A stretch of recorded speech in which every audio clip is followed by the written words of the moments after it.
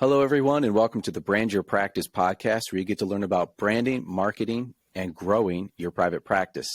I'm Brent Stutzman, and today we're going to be talking about how to attract and keep top talent without paying top dollar.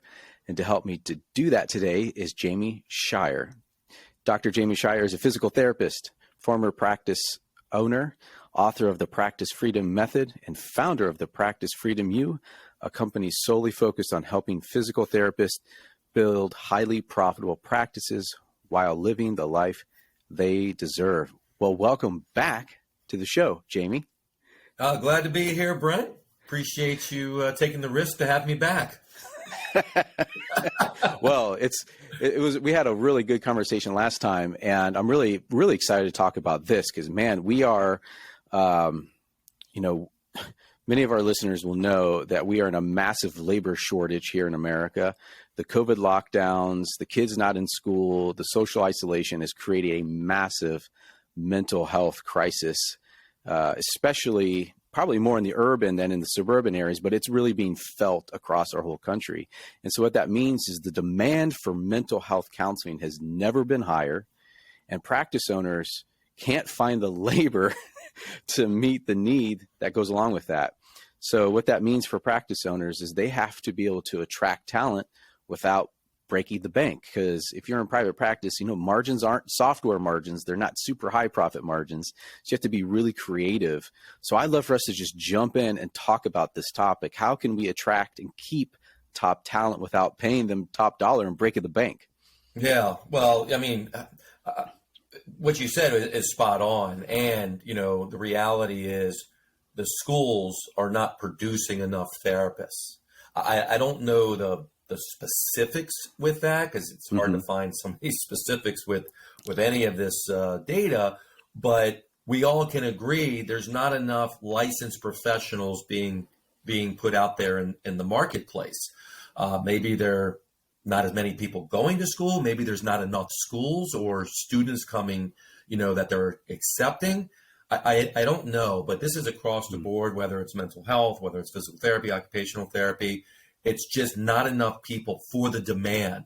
Now, you add in what you just said about the amount of stress and anxiety and the number of people. I mean, one of my clients, this is just mind-boggling to me.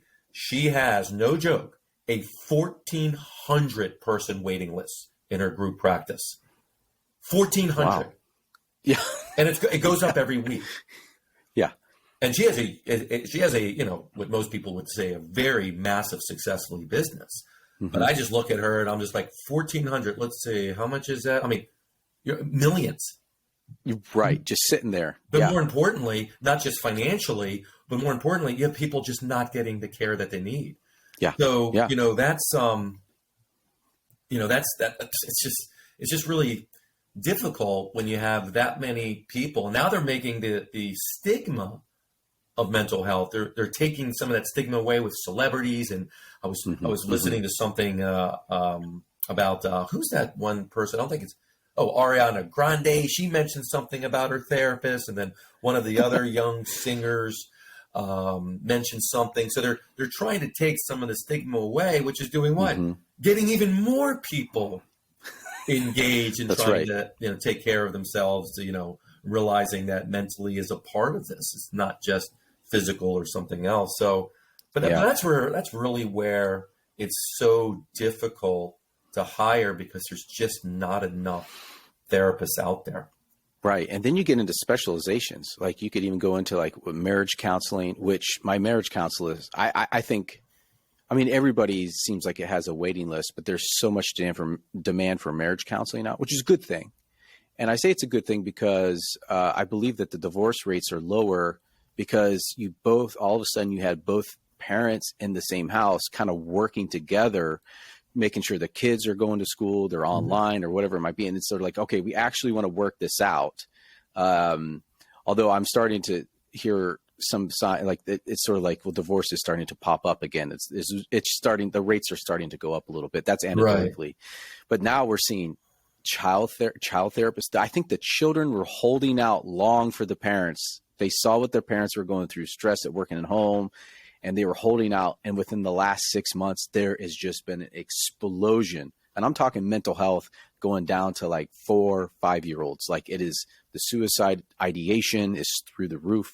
And so like, and some of the practice I support, it's like, we can't hire fast enough, and we don't even know where these people are. Like, we don't even know where these potential hires even exist. They're really hard to find. Yeah. Again, and they're full. And there's like, what's the incentive to even leave? Right. Because they're already filled up. Maybe a better pay. I don't know. So yeah, let's keep the conversation going, because I was going to a dark place there. Yeah. So no, I mean, yeah, you're going to a dark place, but I think you're going to the place that us business owners, that's the place that we go to, right? We're a small business, and we're trying to provide a service for our clients, and doing this out of the love of wanting to help others. And it's hard to do that if you don't have people. We can only do so much. If you're a solopreneur listening to this, if you can't find enough people to actually help and treat, there's a problem, because we just said that there are so many people that need our services. But when you start growing a group practice, you can't do it on your own, and you need help. So I kind of want to look at this as, there are still enough people to help you and your practice. It's not like there's nobody out there, but it's more important that we stand out. We can't just look at Indeed and just copy somebody's ad. It just doesn't work anymore. It worked probably a year and a half ago, when all of a sudden everyone freaked out about the jobs, and we couldn't actually see people anymore before people went online and started doing kind of telehealth. All of a sudden there's 1 million people, applying to a job, but that doesn't work. So we have to be able to stand out. And so what does that mean? So there's some thoughts I have around this, Brent. Yeah. In order to stand out, we have to first get clear on the people we want to hire. I had a joke when I was in private practice, and we were desperate to hire. We always seemed desperate to hire, right? It was never kind of looking in the future and preparing to hire. We were just in desperation mode and reactive mode. And I said, just give me a therapist that has a license and a pulse. and the pulse was optional. Like, seriously, just give me someone that had a license that could come in, and we could just treat people and bill, and then my problems would be solved. But of course, that whole attitude is wrong. So one of the things that I share is getting clear on the personal traits, the qualities of the person that you're looking for. All right, that's different than maybe the certifications or the academic background. It's different. The quality of the traits and the characteristics you're looking for of the person is more important than the other part, right? If I had to choose between one, I would choose, give me the right person. I can teach them the right skills. You give me someone with skills, maybe they have a certification, and you mentioned marriage counseling. That's great. But if they're not the right person that will connect with your company and what you believe in, that's going to create even a bigger issue. And as we know, it's so much more difficult to hire someone than lose someone, and then have to go through that process again. Very expensive and causes a lot of riff.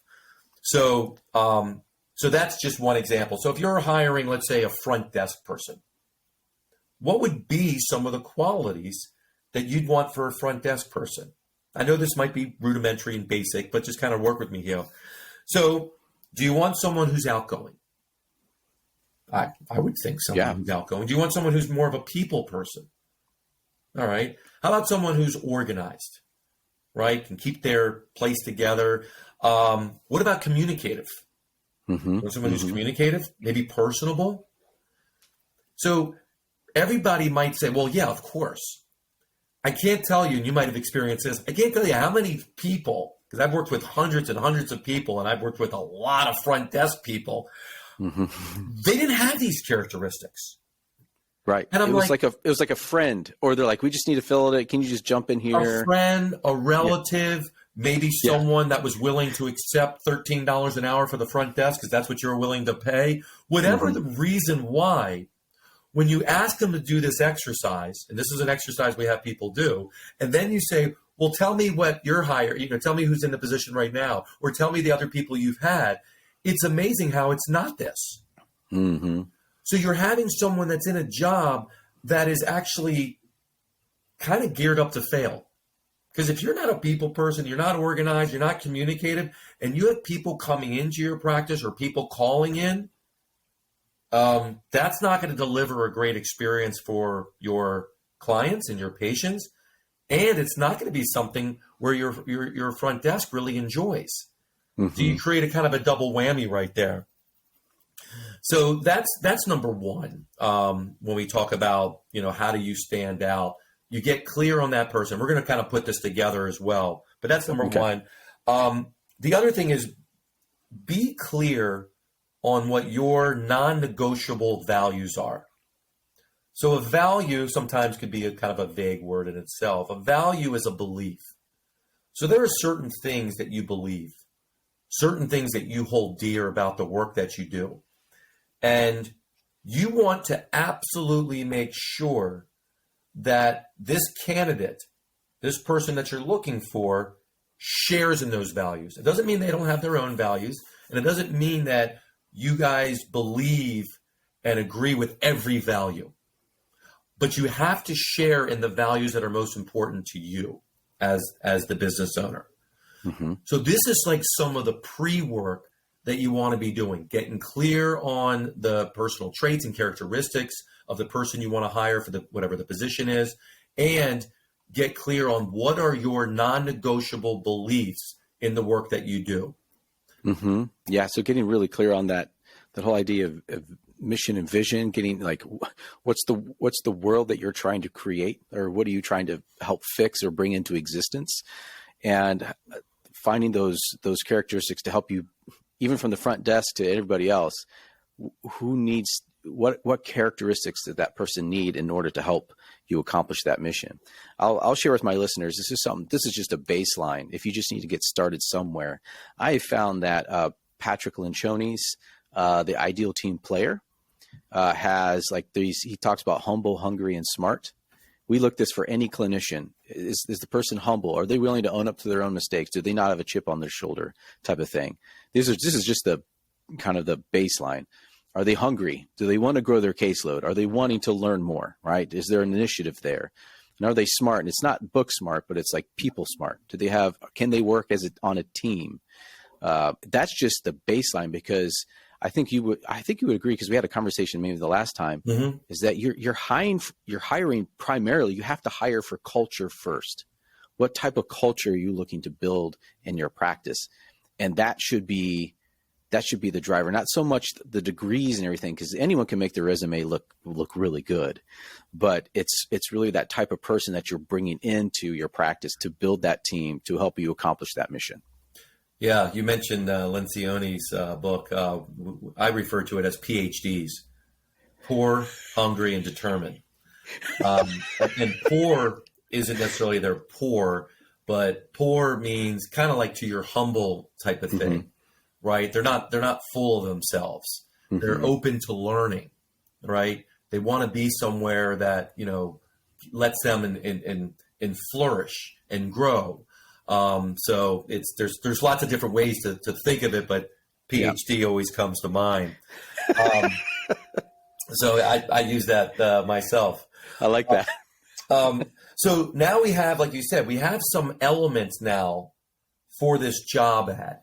And that's kind of what we're putting this to. You want to separate yourself. We got to get clear on what does separate you, which is what do you stand for? What are the beliefs about the company? Who you're looking for? And yes, you can put some of your vision and stuff like that, because we need to put in a job position that's going to stand out, that's going to separate us from the person down the street. So we literally can draw a line in the sand and say, Brent, here's what we're about.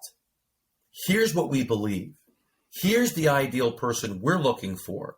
And if that sounds like you, then I encourage you to send your resume and a cover letter. If you just put the same old stuff that everyone comes, hey, we're looking for a front desk, we're looking for a therapist to join our team, we believe in quality care and helping others. Like that's nice, but it's not different than what the person is saying down there. So That's then right, yeah. how does that person know where to go? Because they don't know what you stand for. And then they can make a decision where, wow, this person, they seemed very strong in their own convictions. That's what you've done right now, is by putting these traits and putting this, your beliefs down and your values and perhaps the mission. One of the things that I've done myself and I've seen so often is hiring out of desperation. We are talent scouts. When you're a business owner, you're a talent scout. You're never not looking for people. Yes. And one of the challenges we have in our thinking is, I'll look for someone when I need them. By the time you need them, it's almost too late. You find the right person, you find a position for them. Which means if you're not always trying to grow your business and expand your business, you're never going to necessarily need that next person because your business isn't going upwards. So, what's the point? So you always have to be growing. You always have to be looking, how can you expand? How can you help to whatever degree you're comfortable with and that you want. But as far as talent scouts, look, no matter what you do, people may jump somewhere else. People may get pregnant and get out of the business for a little while. You're always looking for top talent. So that's number one. Jamey, Go ahead. Can I share something on that? Because I heard on a podcast, he said that the role of a CEO, like 20% of his time or her time is like looking for hires, then like great hire people. Like they said 20%. And as I've been helping practice owners and like yourself, like the ones who are most successful in growing and want to grow are the ones who have a strong network. They know where to go to get hires, whether that's, and so here's some ways that they do it is you try to have good connections to the local university that has a counseling program. Maybe there's you want to be able to get the top interns if you can. Try to find a way to get top interns because they can be a great hire down the road. You're thinking about networking with other practice owners who are outside your niche. They might know somebody, but it's really trying to just network as much as you can to develop your own network. Because like you said, people will move on from the job and you need a place to be able to fill them.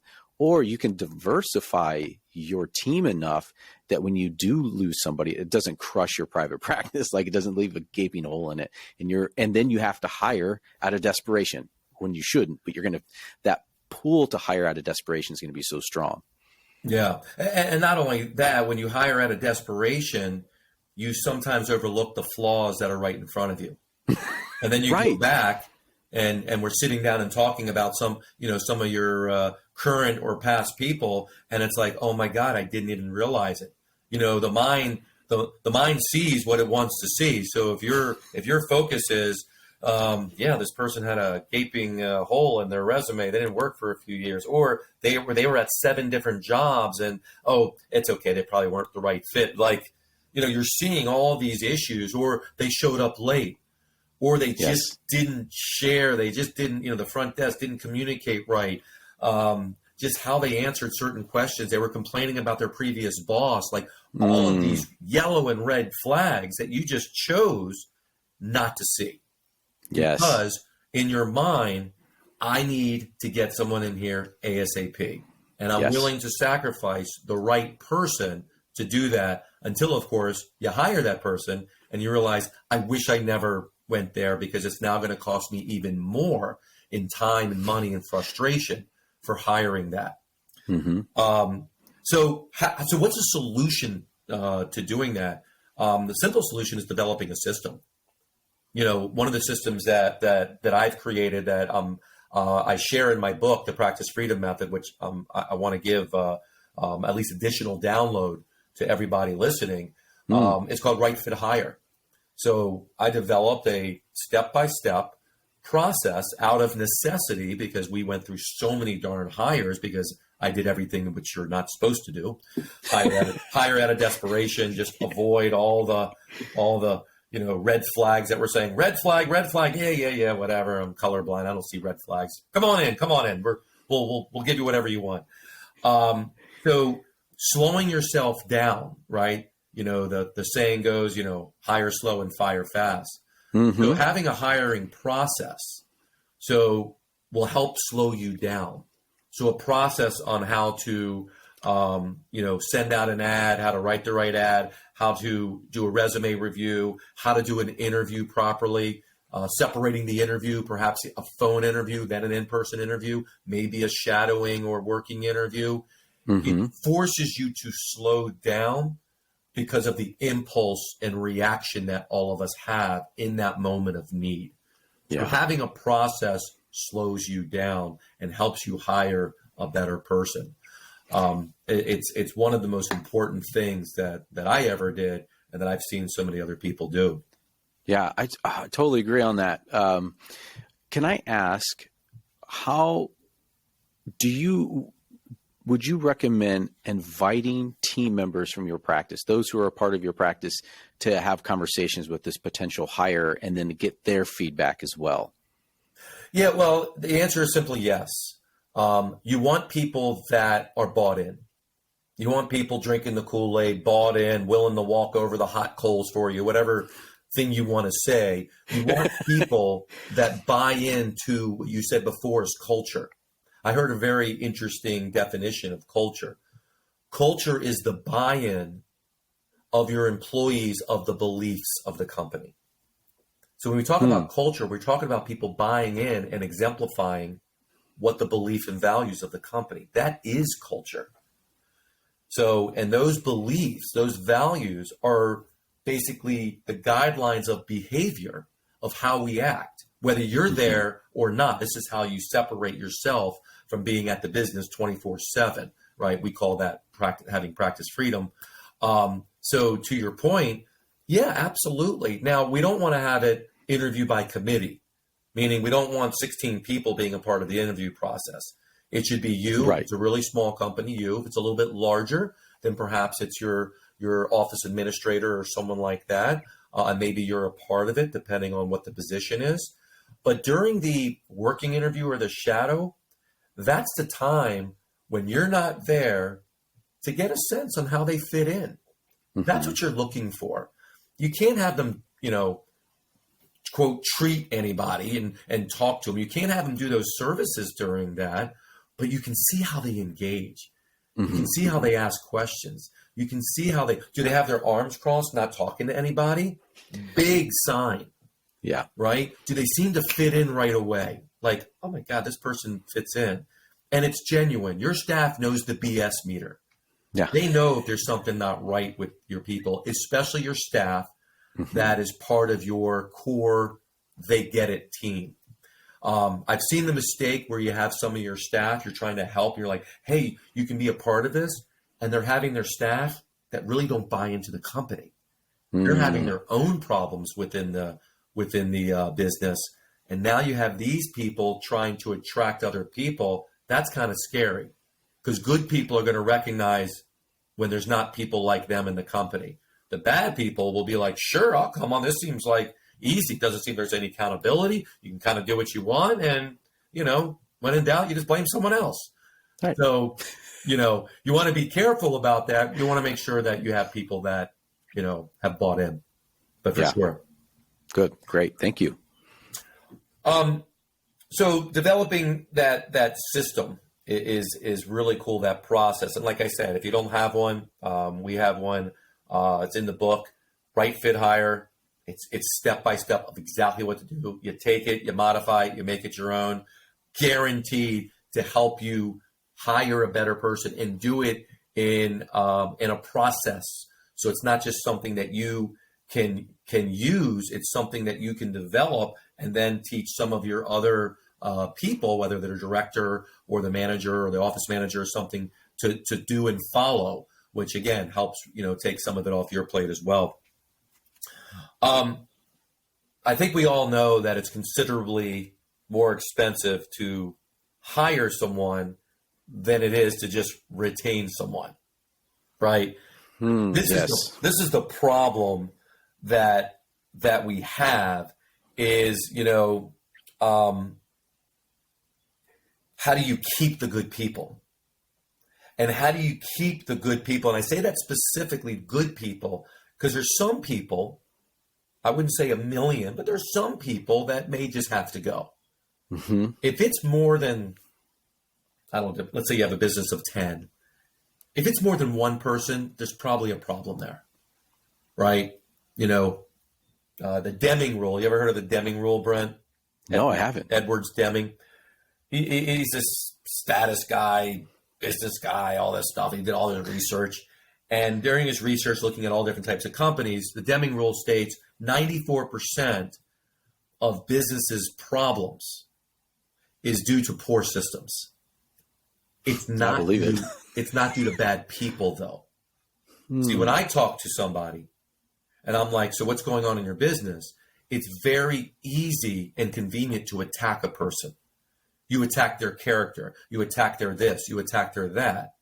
No one ever says, oh, you know what? We probably don't have a clear expectation and a process in place for them to follow that they've been properly trained on. No one looks at that. So the Deming Rule is 94% of the problems in a company, in any company, were due to that. So if you start to look at it and start saying every person in your business is bad, you have to look at, well, what's in place and who's the person putting that stuff in place, which, of course, is us and the owners. Yeah. So it's really expensive to replace staff.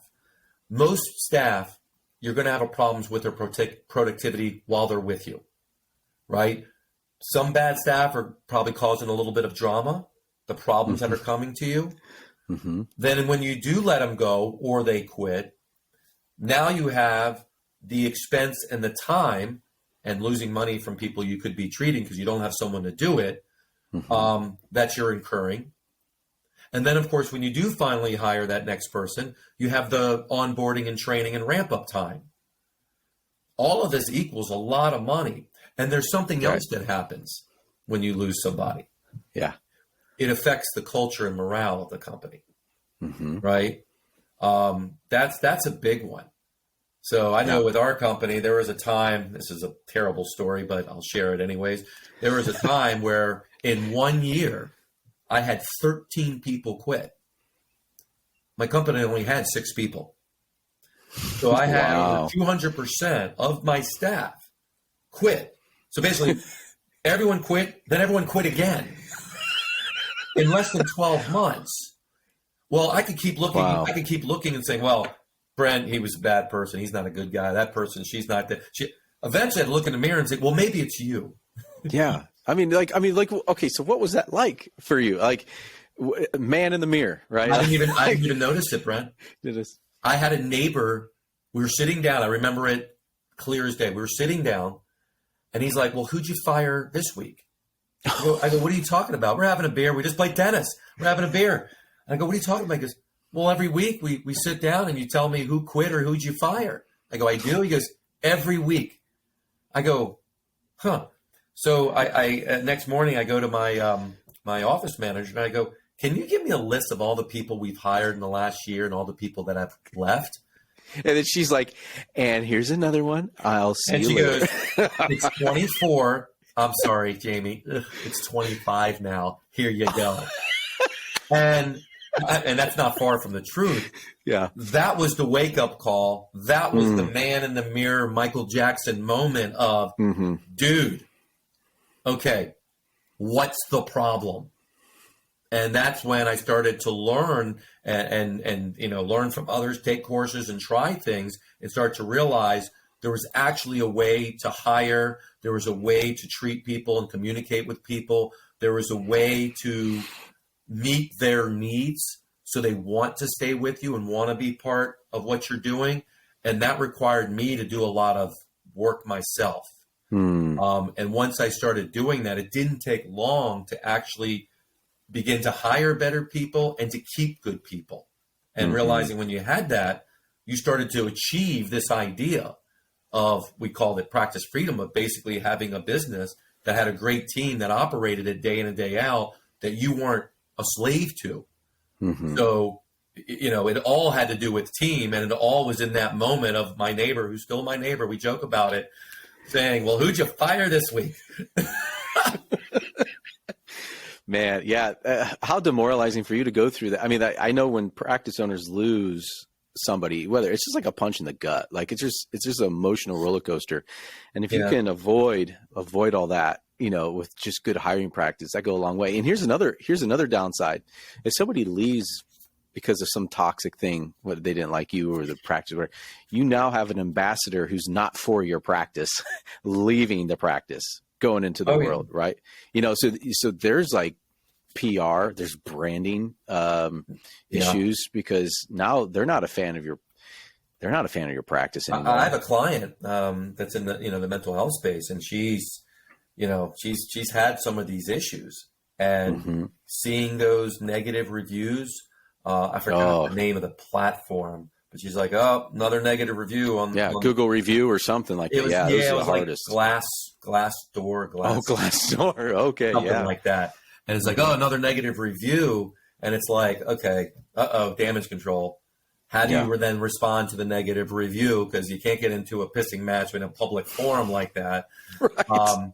Then it's, well, we also need to be fixing why this is happening. It's going to happen sometimes. People are disgruntled, but if you can stand up and saying, hey, it just wasn't the right fit, but we have to change how that's happening. It's interesting. I did some research, and I looked at Harvard Business Review and Forbes, and they talked about a short list.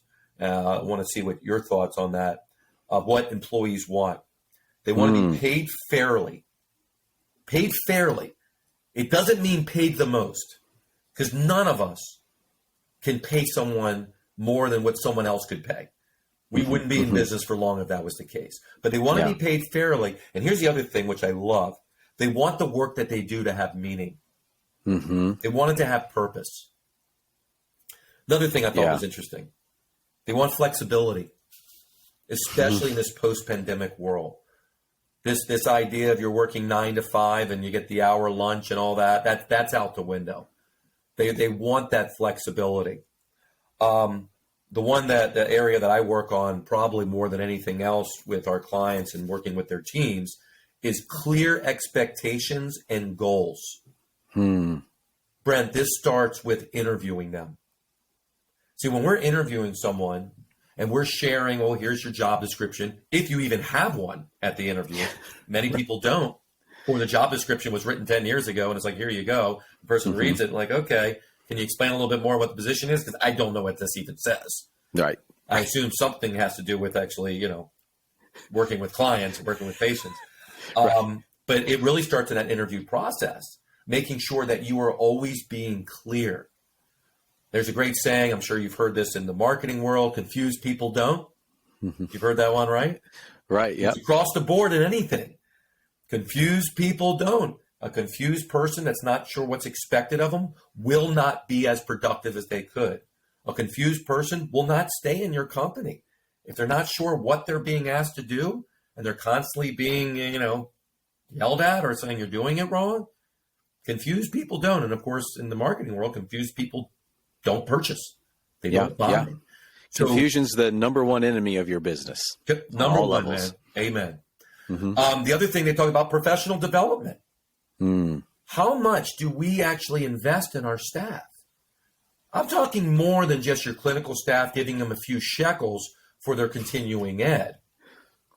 I'm talking about investing, maybe investing in communication, maybe investing in their emotional intelligence, investing in what some people refer to as their soft skills, but they're not soft. They're human skills. Like really investing in their well-being and their professional growth. You see, the bigger companies can do that easily, right? And that's a part of their way. But we can do it too. Us small fries can do it too. But it takes the mentality of the owner thinking like that and seeing their staff as their greatest asset, and how do I invest more in their well-being? Yes, I've heard this story too. They could leave. I invest, I spend all this time and money, and then they leave. Or they open up their own. I get it. Mm-hmm. But as somebody said one time, is like, well, what if we invest in them and they leave? CFO says that. Yeah. CEOs, well, what if they don't and they stay? Right? I mean, that's the idea. If you're not investing with them and they stay with you, they're not developing as people, which they're not providing additional value to your company. Mm-hmm. So that was a huge one. And then the other thing they mentioned in this article was recognition and praise. Huge. It might be number 5th on this list, but it is huge. You want to retain people? How about we recognize them? How about we don't just criticize and tell them what they're not doing well? How about we give them genuine praise, genuine appreciation, not just the old social graces of, hey, you're doing really good, but specific. You know, Brent, I really appreciate how you have worked with, you know, Mrs. Smith. I know she can be difficult, and man, you just have such a great talent, and how to really listen to her and kind of help her see things. It's just really amazing. Like, people want that. People need it. And if they don't get it, they'll go somewhere else to search it. Again, as long as you're paying people fairly, money is not what we're talking about. We can compete on all these other levels. Mm-hmm. So those are ways that I've experienced that, you know, obviously research supports, to keep your best talented people. Yeah. Well, that's a lot of wonderful tips, and I can't wait for my producer Dustin to capture all that. There's a lot of stuff. I'll leave you with one more quote. Sure. It's another quote. Hey, Dustin, you can grab this, man. The same reason they come to work for you will be the same reason they leave. Oh, now I'm thinking. Take that one home. Normally I would say, think about that one on the drive home, but nobody's driving home anymore. We're in our offices at home. Listen to that one when you walk out of your office to the kitchen. The same reason people come to work for you will be the same reason why they leave you. If they come to you because of money, they will leave when someone pays them more. If they come to you because you gave them an opportunity, will be the same reason they leave for a better opportunity. So you think about why they're coming to work for you. And when you're intentional of what you're providing, it allows you then to retain them, because they're not going to want to go anywhere else, because they're filling up their tank with you.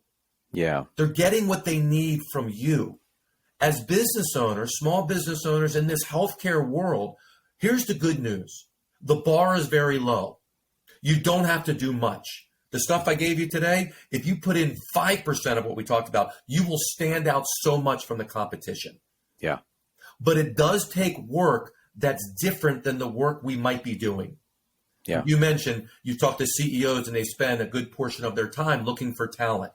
Well, I would say spend even a bigger portion of your time thinking about the talent that you have. Thinking about how to create an atmosphere, how to create a place where people wouldn't want to leave. And the not so good people would almost be like a force field. They would never come into your place because they know there would be way too much fun, too much accountability, not enough room for drama and all that kind of stuff. Yeah. So I just thought, before we jump to the last point, I was thinking a great question to ask in an interview. Well, why work at my practice and not another practice? Understanding the why behind they would even be interested in working, that might actually maybe reveal a little bit. Well, it's the opportunity, or it's because I want to be able to learn this stuff, or whatever it might be.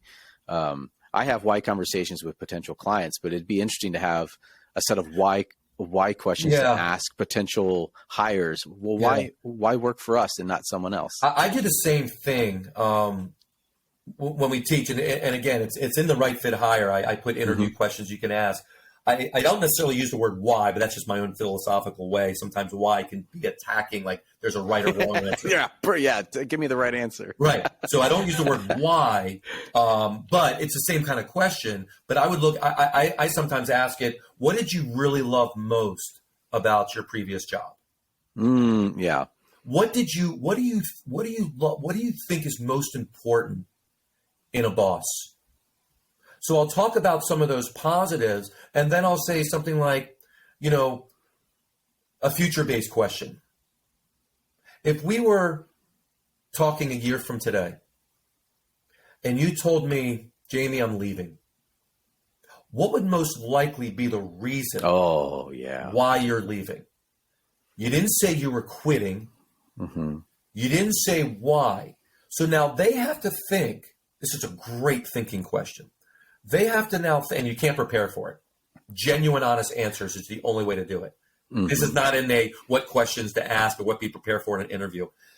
They have to think, why would I most leave this job? Now, I've never heard anyone say money, even though we think people leave because of money.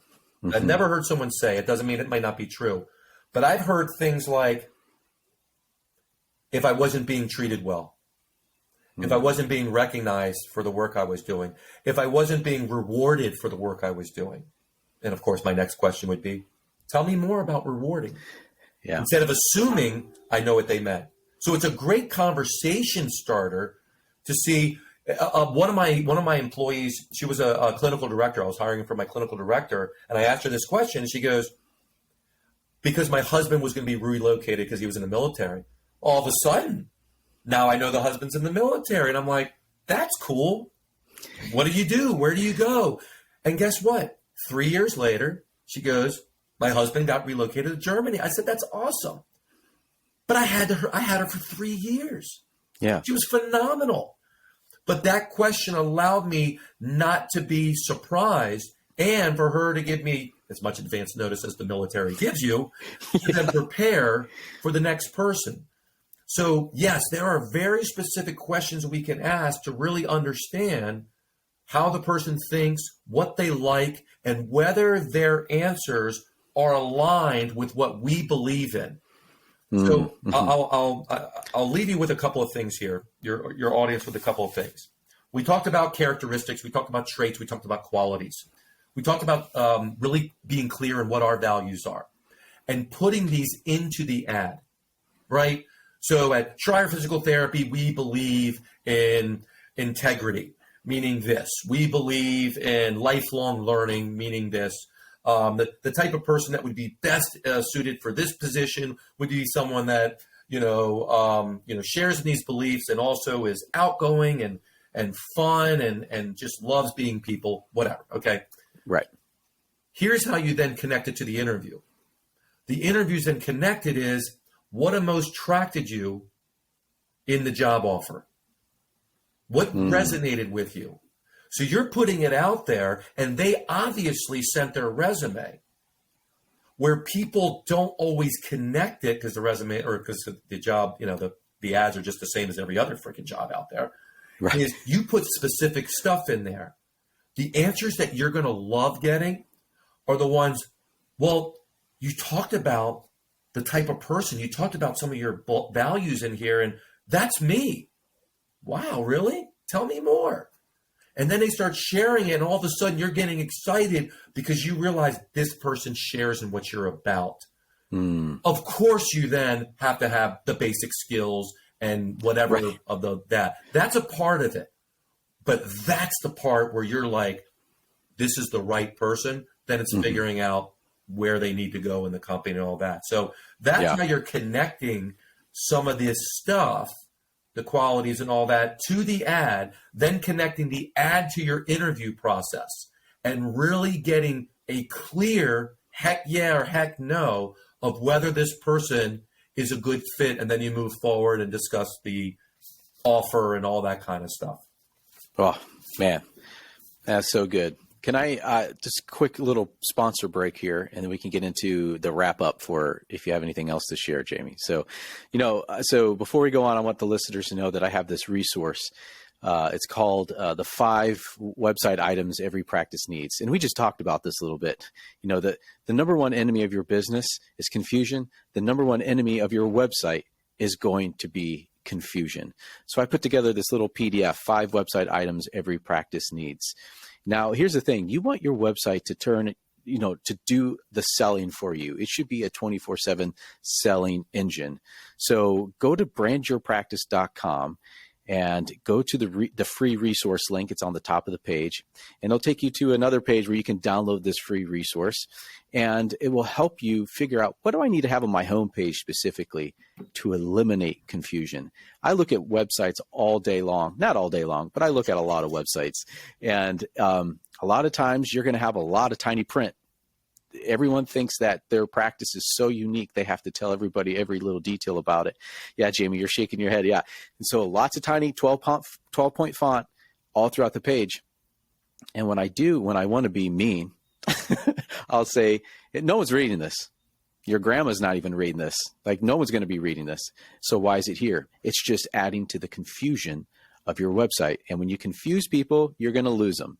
So go to brandyourpractice.com today, download that free resource, 5 website items every practice needs, and they're just a few tweaks, and you're going to see a jump in people wanting to schedule an appointment with you. So go do that today. All right, Jamey, anything else that you want to share before we wrap up? I loved your little plug, and absolutely go down and definitely do that, because a lot of what we're talking about will resonate on your website, because it is about clarity, right? And when we're looking for someone in our practice, we want to get clear on who that person is. We want to get clear on why that person would want to be in our company, not the hope and pray method. Hope is not a strategy. I hope this person's a rock star. If I hear that, I'm like, ugh, I cringe. I go, okay, don't give me a rock star. Just give me someone who is passionate about playing the guitar, and if they come into our world, we're going to make them a rock star, but they're going to be a rock star in our practice. So I guess as a wrap up for me, we talked about the same reason people come to work for you will be the same reason they leave. Some other tips that will help you during the interview process and hiring a great person. I think you mentioned a couple before. It is have a strong vision. Right? Your vision is, what is your company about? Where is it going? Because during the interview, one of the things, and this always separates us and allows me to shine, I go, hey, would you be interested in hearing what our vision is? My place was called Schrier Physical Therapy. Schrier PT, would you like to hear a vision? And they're always like, yeah, because no one's ever asked them that. And then I would sit there for a couple minutes and I would share what our company's about. I would share why I started this. I would share where we're going.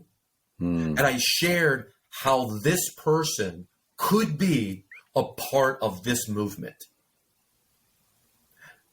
Look, it was either a hell yes or a hell no after that. This was even before the interview started. I just came in and shared that part because that was the part I love to do. And then I'd leave and let my clinical staff to take care. So having that vision and having something that it's actually you're passionate about, you're proud of, is just huge. I used to think, vision, mission, values, I think it was all just a big waste of time. And that was for bigger companies. And I realized, it isn't. It actually is what separates us. So that's one thing. The other tip would be clear on the role that this person is coming in for. Like we talk about, confused people don't. Be clear on the role and be clear on what success looks like. I'll repeat that last part. Be clear on what success looks like. Because when you are able to describe that to them, they can get a picture of, they know what it will look like when they're successful in the company. So if there's not objective metrics associated with success, and it's just kind of your subjective, I'll just tell you when you're doing well or not, no bueno. Not good. Not good. So these are some other things you want to have in place for this interview of success metrics. we talked about just the right mindset and culture. We call it an attitude of gratitude. Just incorporate that, incorporate recognition and praise, and you will keep people. And I'll just leave it at this: invest in your team, not just technically, but invest in your team, as these people are future leaders in your company. I don't care if your company's 3 people or 500 people. These are future leaders. Invest in your team. I'll leave you with that. Oh, Jamey, thank you so much. Man, I've been wanting to have this conversation because it's such a hot topic. It's like, how do you hire people and keep them? Because it's so important for practice, for stability, to growing your brand, and to actually just ultimately helping people consistently in the communities that you serve. Now, you mentioned, I want you to plug your book here, because it sounds like you have your hiring checklist. Is that in your book? Can you talk about that? Yeah, so the Practice Freedom Method, I'm sure you'll have the link. You just click on the link, you go, you download it right away. If you want a physical copy of the book, you can just go to Amazon, but you can get a free digital copy of it. And one of the chapters is Right Fit Hire. It's how to hire A players. A players comes from the old Steve Jobs. That's how he thought of people, as trying to get A players instead of, B or C or even D players. So I created this that I've been sharing now for years, and it just works. It works, and it works every time, and it works for really any type of business, especially in the private practice world. So just go there, grab a copy, go to that one area, and you'll get exactly the interview questions you can ask, exactly the process that I've used and that I teach other people using. And of course, you're going to get a lot of other things, because the book does have 12 chapters of lots of other stuff around time management and marketing and operations and financials and metrics and all that other stuff. So, but specifically what we're talking about is go ahead, download, get the Right Fit Hire, and may your hires be wonderful. I don't know. I couldn't think of some. Yeah. Thank you for that blessing, that benediction there, that benediction at the end. Yes. Well, thank you for that. Right. Yeah. All right, folks. Thanks for listening. If you found the conversation useful, subscribe to the podcast, share it with a friend, another practice owner, and please join me again the next time for the Brand Your Practice podcast.